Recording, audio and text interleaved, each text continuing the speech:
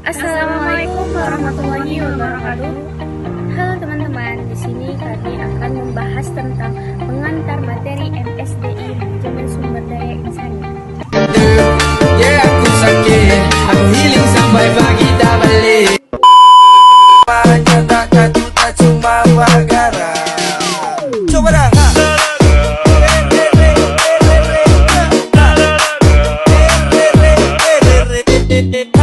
A few moments later.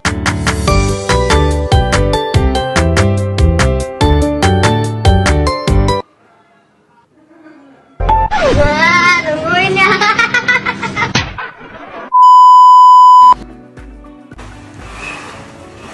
Halo Kak, Ya kak, ada apa? bisa minta waktunya sebentar? Iya boleh. Sebelumnya kakak sudah pernah mempelajari tentang manajemen sumber daya insani? Oh iya, sudah pernah. Setahu kakak apa itu pengertian dari manajemen? Setahu saya, manajemen itu suatu proses. Dia di situ merencanakan, mengorganisasikan, mengalihkan, dan mengendalikan sumber daya, baik itu manusia, uang, materi, dan waktu. Dia itu bertujuan untuk mengembangkan sebuah organisasi dalam perusahaan.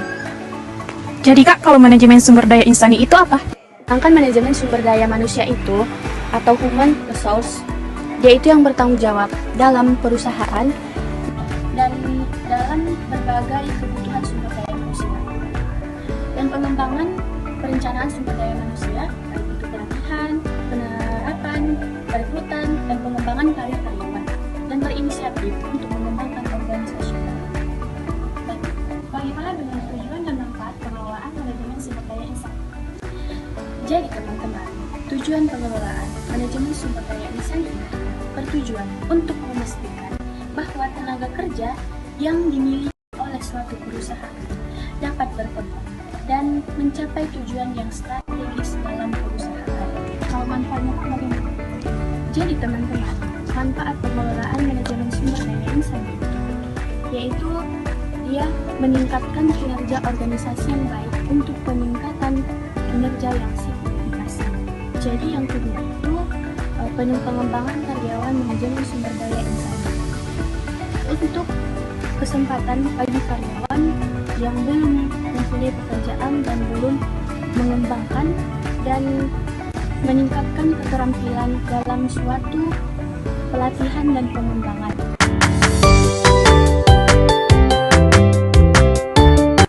Tujuan perencanaan manajemen sumber daya insani yang terdiri dari 3 bagian. A. Bertujuan untuk menentukan kebutuhan tenaga kerja yang sesuai dengan tujuan dan strategi di suatu organisasi. B. Bertujuan untuk mengelola sumber daya manusia dengan cara yang lebih efisien. C. Tujuannya untuk menyiapkan strategi pengembangan karir yang jelas bagi karyawan. Kita masuk ke dalam manfaat perencanaan manajemen sumber daya insani. Yang pertama, dalam perencanaan manajemen sumber daya insani yang baik, suatu organisasi dapat bekerja sesuai dengan kebutuhan mereka.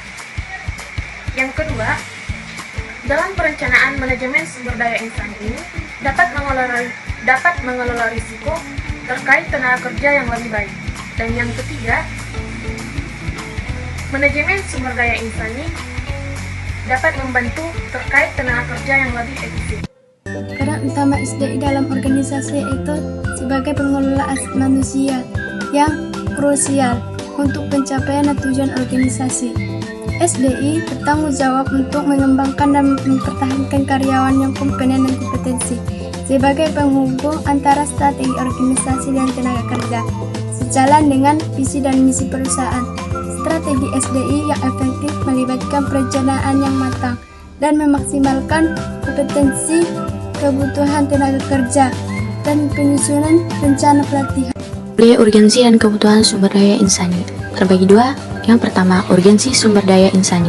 A. Kepentingan dalam pencapaian tujuan organisasi. B. Adaptasi terhadap perubahan. Dan C. Meningkatkan kinerja dan produktivitas. Yang kedua, kebutuhan sumber daya insani. Perencanaan tenaga kerja kebutuhan utama, rekrutmen dan seleksi, pengembangan pelatihan, dan manajemen kinerja. Tantangan yang dihadapi dalam pengembangan sumber daya insani. Di sini ada terdapat 5 tantangan. Pertama, kekurangan anggaran. Yang kedua, ketersediaan dan akses ke pelatihan berkualitas. Ketiga, perubahan teknologi yang cepat. Keempat, kurangnya dukungan dari manajemen. Dan yang terakhir, ketidakpastian kebutuhan karyawan.